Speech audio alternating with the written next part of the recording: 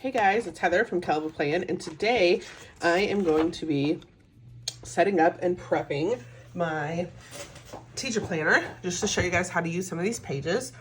I love using these pages to set up important dates, and I like to have it kind of like connect to the page next to it. So what I've done is I've printed the school calendar for my local school where Amelia would go if she was in school already, but she's not. And I am going to set this up to coordinate or correlate with that. So we're gonna start with this pink, and I'm just gonna color a little box, and then I'm gonna grab a black pen, and I'm gonna label. So that's gonna be holiday / no school. And then this green is going to be early release days.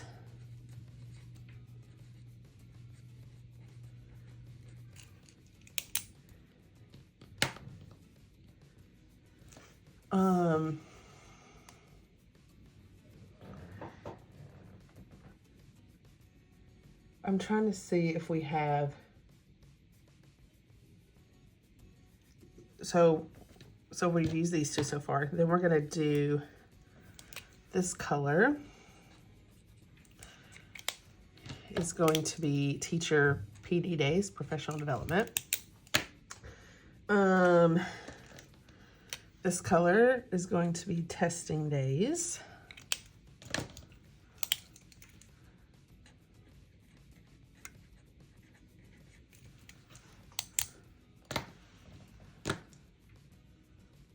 One, two, three, four. Those are the four we've used so far. And then we're gonna do maybe this color.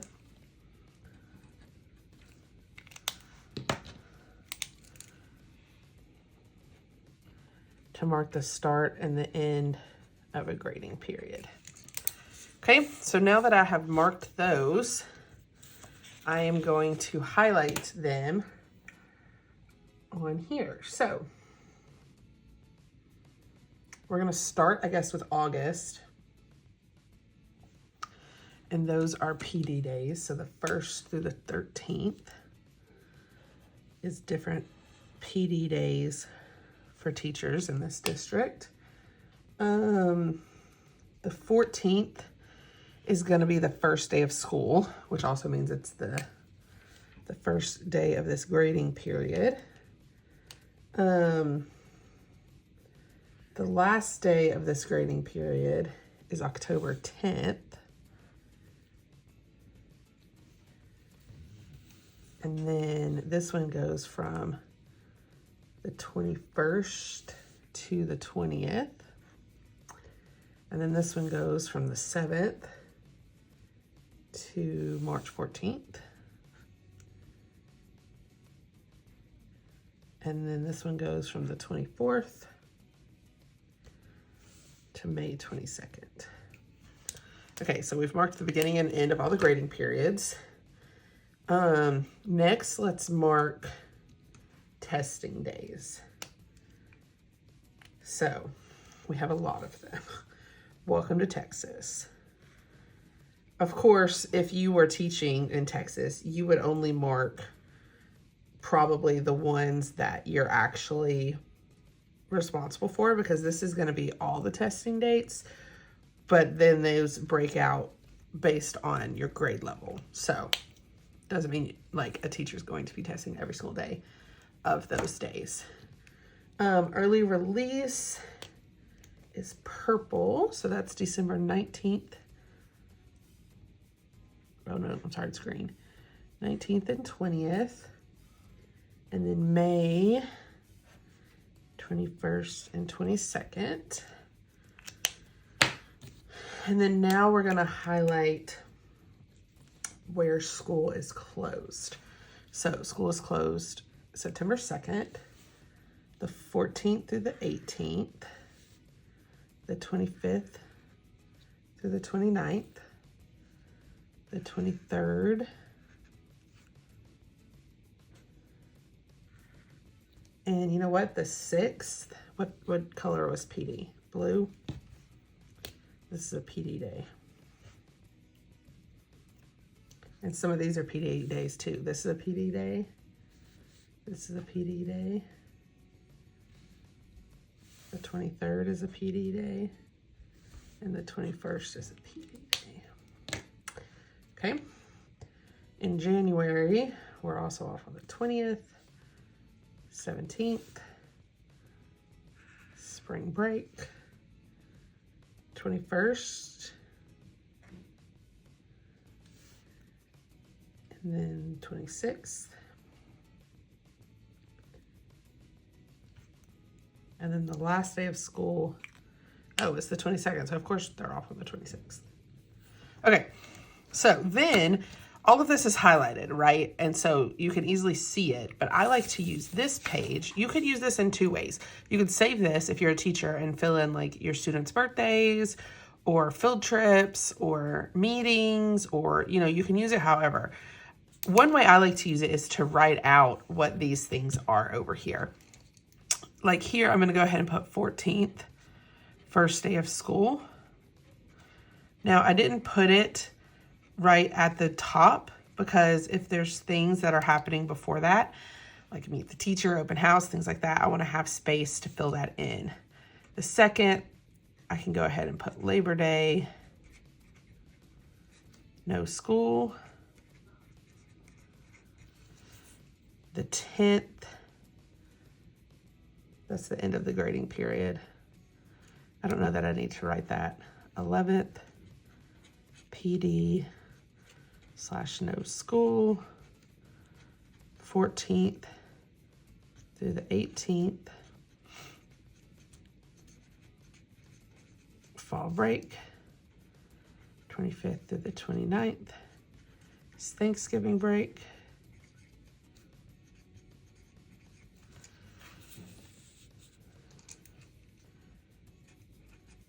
Nineteenth, 20th is early release. 23rd through the 31st is Christmas break. 1st through the 6th is break. 7th, first day back. 20th, MLK Junior / no school. 17th, President's Day.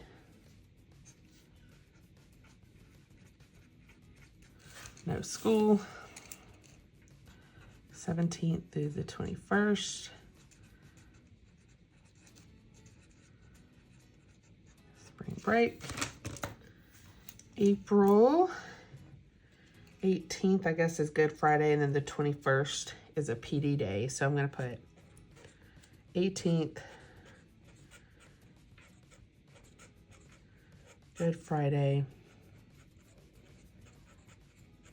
no school, 21st, PD / no school. And then May 21st and 22nd are early release days. And the 22nd is the last day.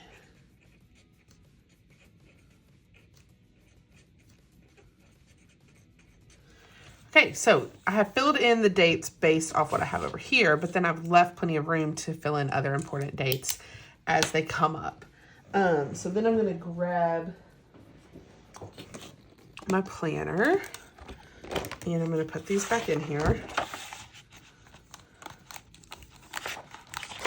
Another thing you could do to start out is you could write your name on the front. You could use alpha letters if you want, but I always like to letter my name. So I'm just gonna letter like I was still teaching. Miss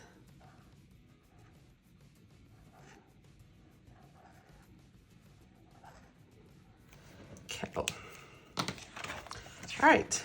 Then you have your parent communication pages. These are not in the seasonal planner. They're just in the pastel planner. Because a seasonal planner, it is a teacher planner, but there may be people who buy it who aren't teachers, so we didn't put it in that one. And then you have these pages. Now these pages we left totally blank so that you can decide how to use them. You can set them up however you want to. I'm going to show you how I set them up in my teacher planner for last year. As just an example, this is last year's planner. So last year I did student info on this side and I had a section for each student. So here's where I would probably put like their birthday and any important information that I might need to know about each kid. And then over here, I'd made an important info page, like when our specials are, when our lunch is, when we go to the library, who our admin is, tech support, buddies, planning, when is my planning, things like that. Just important information all on one page. You could use these for those, or you could use them to set up like your daily schedule. You could use them to set up your reading groups, your math groups, whatever you need for your teacher life. That's what these pages are for. And then you have a notes page where you can take different notes. Then we go into the overview page. This is a little bit different from last year. We added just a couple of different things. So we have this month, you can put important things, meetings, birthdays, events, and other.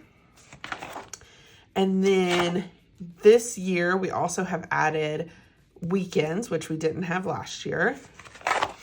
But then I also wanted to show you, this year, we have extra note sheets, which these are great if you need extra space in your weekly or if you want to add these to the back. So these come on a notepad that you can buy separately. So this is the one that coordinates with the pastel planner. If you have, we don't make a punch. Our punch is a little bit different, but pretty close to the Happy Planner's punch. So you would need their big punch, but you can just, hold on, it feels like it's clogged. I haven't used this in a while, so I can't tell.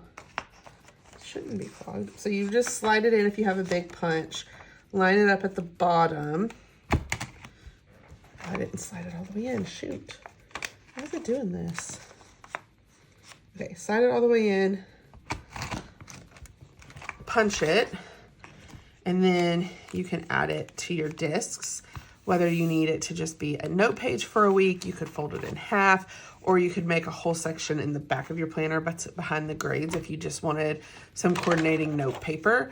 The paper on our notepad is thinner than the paper in our planner. It's not quite as thick and luxurious because this is just meant more for note taking. So keep that in mind, but it's super cute if you want to add more paper to your planner. So that is just a few things I wanted to point out on how to set up your planner. Also back here in the grades section, if this was me, I would be coming in here and filling in the dates for the progress reports and dates for the report cards. Here I'd keep notes of anything that I need to remember about my school's grading policies. And then here, you can kind of do this, set this up one of two ways. You could do your students over here and then the test or assignment up here. Or you could do the assignment over here and your students all the way across if you just have a ton of students. Then one thing you could also do is if you put your students' names here, this is not perforated, but you could come in here and just cut right along this line and then just reuse the names that you've already written one time. If you didn't want to rewrite the names every time you start a new quarter or every time you run out of paper. So you could come in here and I would do this ahead of time so that you don't accidentally fill in an assignment on the other side and then cut it off because that would be terrible. But you could come in here and just cut right along that line. See, you would want to do it so that you don't accidentally cut off these. But then you don't have to rewrite the names every month. They're just here, and then this is just kind of like a quarter page instead of a full page. You don't have to do it that way. You can rewrite the names every time, totally up to you. But just a little tip, a little teacher trick, if you don't want to rewrite the names every single time you have a new grading section. So just a few tips on how to use this planner. These items released today on Kellofaplan.com. So head over there and get your teacher order in. If you like this video, I hope you hit the like button. If you want to see more of my videos, I hope you hit the subscribe button. And happy planning.